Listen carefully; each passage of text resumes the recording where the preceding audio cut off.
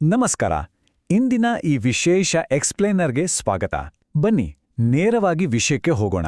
ಕೇವಲ ಹಣ ಸಂಪಾದಿಸಿ ಬ್ಯಾಂಕಿನಲ್ಲಿಟ್ರೆ ಸಾಕಾ? ಖಂಡಿತ ಇಲ್ಲ.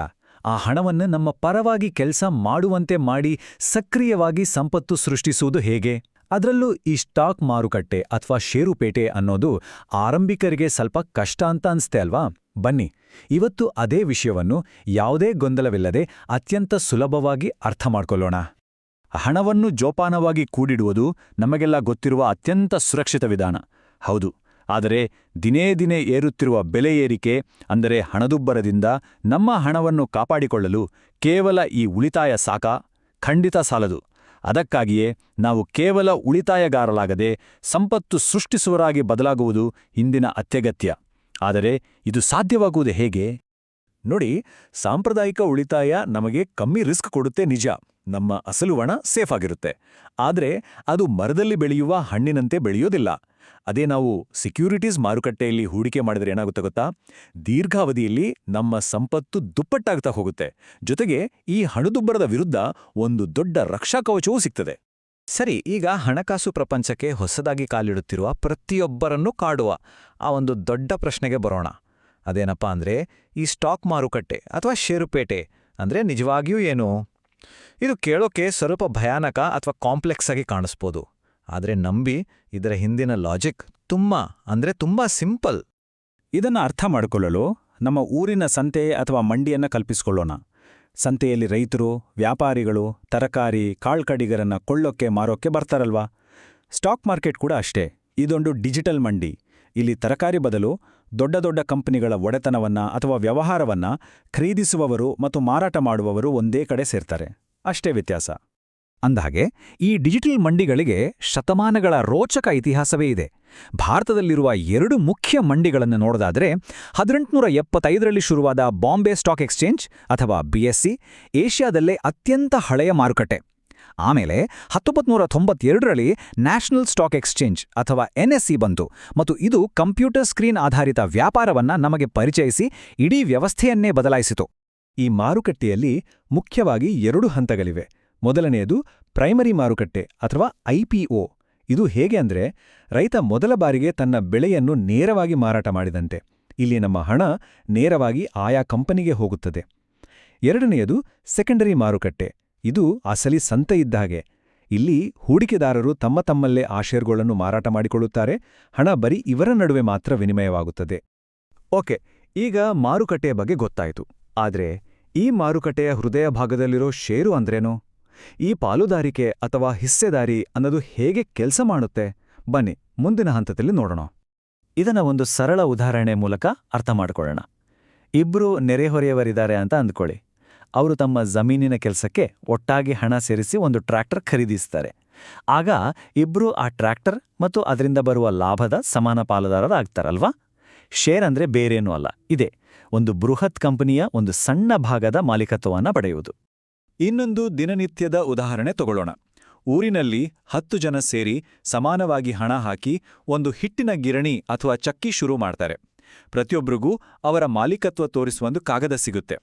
ತಿಂಗಳ ಕೊನೆಗೆ ಆ ಗಿರಣಿಯಿಂದ ₹100 ಲಾಭ ಬಂತು ಅಂದ್ರೆ ಆ 10 ಜನಕ್ಕೂ ತಲಾ ₹10 ಲಾಭ ಸಿಗುತ್ತೆ. ಇದೇ ನೋಡಿ ಲಾಭವನ್ನು ಸಮಾನವಾಗಿ ಹಂಚಿಕೊಳ್ಳುವ ಷೇರ್ ಮಾರುಕಟ್ಟೆಯ ಅಸಲಿ ಸೂತ್ರ. ಹಾಗಾದ್ರೆ ಒಂದು ಕಂಪನಿಯಲ್ಲಿ ನಾವು ಈ ರೀತಿ ಷೇರುದಾರರಾದಾಗ ನಮ್ಗೇನ್ ಲಾಭ? ನಿಜಕ್ಕೂ ಅದ್ಭುತವಾದ ಪ್ರಯೋಜನಗಳಿವೆ. ಕಾನೂನುಬದ್ಧವಾಗಿ ನಮಗೆ ಕಂಪನಿಯ ಲಾಭದ ಒಂದು ಪಾಲು ಡಿವಿಡೆಂಡ್ ರೂಪದಲ್ಲಿ ಸಿಗುತ್ತೆ. ಷೇರಿನ ಬೆಲೆ ಏರಿದಾಗ ಅತ್ಯುತ್ತಮ ಬಂಡವಾಳ ಲಾಭ ಆಗತ್ತೆ. ಜೊತೆಗೆ ಕಂಪನಿಯ ಮುಖ್ಯ ನಿರ್ಧಾರಗಳಲ್ಲಿ ವೋಟ್ ಮಾಡುವ ಹಕ್ಕು ಸಿಗುತ್ತೆ. ಮತ್ತು ನಾವು ಎಷ್ಟು ಹಣ ಹಾಕಿರ್ತೀವೋ ಅಷ್ಟಕ್ಕೆ ಮಾತ್ರ ನಮ್ಮ ಜವಾಬ್ದಾರಿ ಸೀಮಿತವಾಗಿರುತ್ತೆ. ಇಲ್ಲಿ ನಾವು ಗಮನಿಸಬೇಕಾದ ಇನ್ನೊಂದು ಮುಖ್ಯ ವಿಚಾರ ಅಂದ್ರೆ, ಷೇರುಗಳನ್ನ 2 ವಿಧ. ಮೊದಲನೇದು ಈಕ್ವಿಟಿ ಷೇರುಗಳು. ಇದರಲ್ಲಿ ಹೆಚ್ಚಿನ ಲಾಭದ ನಿರೀಕ್ಷೆ ಇರುತ್ತೆ, ಹಾಗೆ ವೋಟಿಂಗ್ ಹಕ್ಕೂ ಇರುತ್ತೆ. ಇನ್ನೊಂದು ಪ್ರಿಫರೆನ್ಸ್ ಷೇರುಗಳು.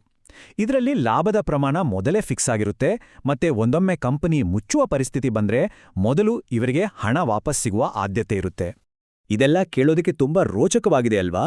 ಆದರೆ ಒಬ್ಬ ಸಾಮಾನ್ಯ ವ್ಯಕ್ತಿ ಈ ಡಿಜಿಟಲ್ ಮಂಡಿಗೆ ಎಂಟ್ರಿ ಕೊಡೋದು ಹೇಗೆ? ಷೇರು ಮಾರುಕಟ್ಟೆಯಲ್ಲಿ ಪಾಲ್ಗೊಳ್ಳಲು ತೆಗೆದುಕೊಳ್ಳಬೇಕಾದ ಪ್ರಾಯೋಗಿಕ ಹೆಜ್ಜೆಗಳು ಯಾವುವು? ಈ ಡಿಜಿಟಲ್ ಮಂಡಿಗೆ ಕಾಲಿಡಲು ನಮಗೆ ಒಂದು 3-in-1 ವ್ಯವಸ್ಥೆ ಅಗತ್ಯವಿದೆ.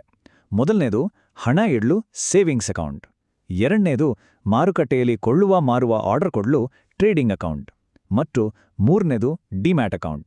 ಇದು ನಮ್ಮ ಷೇರ್ಗಳನ್ನು ಕಾಗದದ ಬದಲು ಡಿಜಿಟಲ್ ಆಗಿ ಸೇಫ್ ಆಗಿಡೋಕೆ ಬಳಸುವ ಒಂದು ಡಿಜಿಟಲ್ ಲಾಕರ್. ಈ ಟ್ರೇಡಿಂಗ್ ಪ್ರಕ್ರಿಯೆ ಹೇಗೆ ನಡೆಯುತ್ತೆ ಅಂದ್ರೆ ತುಂಬಾ ವ್ಯವಸ್ಥಿತವಾಗಿದೆ. ಟ್ರೇಡಿಂಗ್ ಅಕೌಂಟ್ ಮೂಲಕ ನನಗೆ ಈ ಶೇರ್ ಬೇಕು ಅಂತ ಆರ್ಡರ್ ಕೊಡ್ತೀವಿ, ತಕ್ಷಣ ನಮ್ಮ ಬ್ಯಾಂಕ್ ಅಕೌಂಟಿಂದ ಹಣ ವರ್ಗಾವಣೆ ಆಗುತ್ತೆ ಮತ್ತು ಅಂತಿಮವಾಗಿ ನಾವು ಕೊಂಡುಕೊಂಡ ಷೇರ್ಗಳು ಹುಷಾರಾಗಿ ನಮ್ಮ ಡಿಮ್ಯಾಟ್ ಅಕೌಂಟ್ ಅನ್ನುವ ಡಿಜಿಟಲ್ ಲಾಕರ್ಗೆ ಬಂದು ಸೇರ್ತವೆ. ಹೂಡಿಕೆ ಅಂದಮೇಲೆ ರಿಸ್ಕ್ ಇದ್ದೇ ಇರುತ್ತೆ. ಆದ್ರೆ ಆ ರಿಸ್ಕ್ ಎಷ್ಟಿದೆ ಅಂತ ಹೇಗೆ ತಿಳಿಯೋದು? ಇದಕ್ಕಾಗಿ ಸೆಬಿ ರಿಸ್ಕ್ ಓ ಮೀಟರ್ ಅನ್ನೋ ಅದ್ಭುತ ವ್ಯವಸ್ಥೆ ತಂದಿದೆ. ಇದು ಬಣ್ಣಗಳ ಮೂಲಕ ರಿಸ್ಕ್ ಎಷ್ಟಿದೆ ಅಂತ ಸ್ಪಷ್ಟವಾಗಿ ಹೇಳುತ್ತೆ. ಹಸಿರು ಬಣ್ಣ ಇದ್ರೆ ರಿಸ್ಕ್ ಕಮ್ಮಿ, ಹಳದಿ ಇದ್ರೆ ಸಾಧಾರಣ, ಅದೇ ಕೆಂಪು ಬಣ್ಣ ಇದ್ರೆ ಅತಿ ಹೆಚ್ಚು ರಿಸ್ಕ್ ಅಂತ ಅರ್ಥ. ಇದರಿಂದ ನಮ್ಗೆ ಯಾವ ಹೂಡಿಕೆ ಸರಿ ಹೊಂದುತ್ತೆ ಅಂತ ಸುಲಭವಾಗಿ ನಿರ್ಧರಿಸಬಹುದು. ಡಿಜಿಟಲ್ ವ್ಯವಹಾರ ಅಂತ ತಿದ್ದ ಹಾಗೆ ಸಹಜವಾಗಿಯೇ ಕಾಡುವ ಒಂದು ದೊಡ್ಡ ಭಯ ಅಂದ್ರೆ ಮೋಸ ಅಥವಾ ವಂಚನೆಯ ಭಯ. ಹಾಗಾದ್ರೆ ಈ ಡಿಜಿಟಲ್ ಮಂಡಿಯಲ್ಲಿ ವಂಚನೆಯಾಗದಂತೆ ನೋಡ್ಕೊಳ್ಳುವರು ಯಾರು? ಇಲ್ಲಿನ ಕಾವಲುಗಾರ ಯಾರು? ಇಲ್ಲೇ ನೋಡಿ ನಮ್ಮ ಸೆಬಿ ಅಥವಾ securities and exchange board of India ಬರೋದು. ನಮ್ಮ ಹಳ್ಳಿಯ ಪಂಚಾಯಿತಿಯಲ್ಲಿ ಸರ್ಪಂಚರು ಹೇಗೆ ಯಾರಿಗೂ ಅನ್ಯಾಯ ಆಗದಂತೆ ನೋಡ್ಕೊಳ್ತಾರೋ ಅದೇ ರೀತಿ ಸೆಬಿ ಈ ಇಡೀ ಮಾರುಕಟ್ಟೆಯನ್ನ ಕಾಯುವ ಸರ್ಪಂಚ. ಪಾರದರ್ಶಕತೆ ಕಾಪಾಡ್ತಾ ನ್ಯಾಯಯುತವಾಗಿ ವ್ಯವಹಾರ ನಡೆಯುವಂತೆ ನೋಡ್ಕೊಳ್ಳೋ ರಕ್ಷಕನೇ ಈ ಸೆಬಿ. ಯಾರಿಗಾದ್ರೂ ಅಪ್ಪಿತಪ್ಪಿ ಮೋಸವಾದ್ರೆ ಏನ್ ಮಾಡೋದು? ತಲೆ ಕೆಡಿಸ್ಕೊಳ್ಳೋ ಅಗತ್ಯವೇ ಇಲ್ಲ. ಸಿಬಿಐ ನಮಗಾಗಿ ಸ್ಕೋರ್ಸ್ ಮತ್ತು ಸ್ಮಾರ್ಟ್ ಓಡಿಆರ್ ಅನ್ನೋ ಆನ್ಲೈನ್ ರಕ್ಷಣಾ ವ್ಯವಸ್ಥೆಗಳನ್ನ ಮಾಡಿದೆ. ಮನೆಯಲ್ಲೇ ಕುಳಿತು ದೂರು ದಾಖಲಿಸಿ ಪರಿಹಾರ ಪಡಿಬೋದು. ಕಷ್ಟದ ಸಮಯದಲ್ಲಿ ಯಾರೂ ಒಂಟಿಯಾಗಿ ಹೋರಾಡೋ ಅಗತ್ಯವಿಲ್ಲ ಎಂಬುದನ್ನ ಇದು ಸ್ಪಷ್ಟಪಡಿಸ್ತದೆ. ಈ ವೇದಿಕೆಗಳು ಎಷ್ಟರ ಮಟ್ಟಿಗೆ ಪರಿಣಾಮಕಾರಿಯಾಗಿವೆ ಅಂದ್ರೆ ಕೇವಲ 2023ನೇ ಇಸ್ವಿಯೊಂದರಲ್ಲೇ ಸೆಬಿ ಈ ಸ್ಕೋರ್ಸ್ ಪೋರ್ಟಲ್ ಮೂಲಕ ಬರೋಬ್ಬರಿ 50,000 ಹೂಡಿಕೆದಾರರ ದೂರುಗಳನ್ನು ಯಶಸ್ವಿಯಾಗಿ ಬಗೆಹರಿಸಿದೆ. ಯೋಚಿಸಿ, ಇದು ನಿಜಕ್ಕೂ ಒಂದು ಅಸಾಧಾರಣ ಸಾಧನೆ. ಹೂಡಿಕೆದಾರರ ರಕ್ಷಣಾ ಪರಿಣಾಮಕಾರಿತ್ವದ ಸೂಚ್ಯಾಂಕ ಅಥವಾ IPI ಅಂಕಿಅಂಶಗಳನ್ನು ಗಮನಿಸಿದರೆ ದೂರುಗಳನ್ನು ಇತ್ಯರ್ಥಪಡಿಸುವಲ್ಲಿ, ಜನರಿಗೆ ಶಿಕ್ಷಣ ನೀಡುವಲ್ಲಿ ಮತ್ತು ಕಟ್ಟುನಿಟ್ಟಾಗಿ ಕಾನೂನು ಜಾರಿ ಮಾಡುವಲ್ಲಿ ಸೆಬಿ ಎಷ್ಟು ಅತ್ಯುತ್ತಮವಾಗಿ ಕಾರ್ಯನಿರ್ವಹಿಸುತ್ತಿದೆ ಎನ್ನುವುದು ನಮಗೆ ಸ್ಪಷ್ಟವಾಗಿ ಅರ್ಥವಾಗ್ತದೆ. ಹಾಗಾದ್ರೆ ಈ ಸುದೀರ್ಘ ಹೂಡಿಕೆಯ ಪ್ರಯಾಣಕ್ಕೆ ನಮ್ಮ ಮೂಲ ಸೂತ್ರಗಳೇನಾಗಿರಬೇಕು? ಆದಷ್ಟು ಬೇಗ ಹೂಡಿಕೆ ಶುರು ಮಾಡಬೇಕು, ನಮ್ಮ ಹಣವನ್ನ ಒಂದೇ ಕಡೆ ಹಾಕದೆ ಬೇರೆ ಬೇರೆ ಕಡೆ ಹಂಚಬೇಕು ಮತ್ತು ಕೇವಲ ನೋಂದಾಯಿತ ಬ್ರೋಕರ್ಗಳನ್ನು ಮಾತ್ರ ನಂಬಬೇಕು. ಒಂದು ಸಣ್ಣ ಆಲದ ಮರದ ಗಿಡ ಹೇಗೆ ಬೆಳೆದು ಹೆಮ್ಮರವಾಗುತ್ತದೆಯೋ ಹಾಗೆಯೇ ಕಾಂಪೌಂಡಿಂಗ್ ಅಥವಾ ಚಕ್ರಬಡ್ಡಿಯ ಶಕ್ತಿಯಿಂದ ಹೂಡಿಕೆದಾರರ ಸಂಪತ್ತು ಕೂಡ ಬೃಹತ್ತಾಗಿ ಬೆಳೆಯುತ್ತದೆ. ಇಂದಿನ ವಾಸ್ತವ ಏನೆಂದರೆ ನಮ್ಮ ಜನಸಂಖ್ಯೆಯಲ್ಲಿ 1% ಕಡಿಮೆ ಜನ ಮಾತ್ರ ಶೇರ್ ಮಾರ್ಕೆಟ್ಟಲ್ಲಿ ನೇರವಾಗಿ ಹೂಡಿಕೆ ಮಾಡುತ್ತಿದ್ದಾರೆ. ಆದರೆ ಯೋಚಿಸಿ, ಮುಂದಿನ ದಿನಗಳಲ್ಲಿ ಹೆಚ್ಚು ಜನ ಈ ಡಿಜಿಟಲ್ ಮಂಡಿಯಲ್ಲಿ ಪಾಲ್ಗೊಂಡ್ರೆ ಭಾರತ ಕೇವಲ ಉಳಿತಾಯಗಾರರ ದೇಶವಾಗಿ ಉಳಿಯದೆ ಒಂದು ಹೂಡಿಕೆದಾರರ ದೇಶವಾಗಿ ಬದಲಾಗಿ ದೇಶದ ಆರ್ಥಿಕ ಯಶಸ್ಸಿನಲ್ಲಿ ನಾವೆಲ್ಲರೂ ಪಾಲುದಾರರಾಗಬಹುದೇ? ಖಂಡಿತ ಸಾಧ್ಯವಿದೆ. OTS ULU. Knowledge is one of the best investments you can make, and continuous learning keeps you sharp. Subscribe to OTS ULU on YouTube.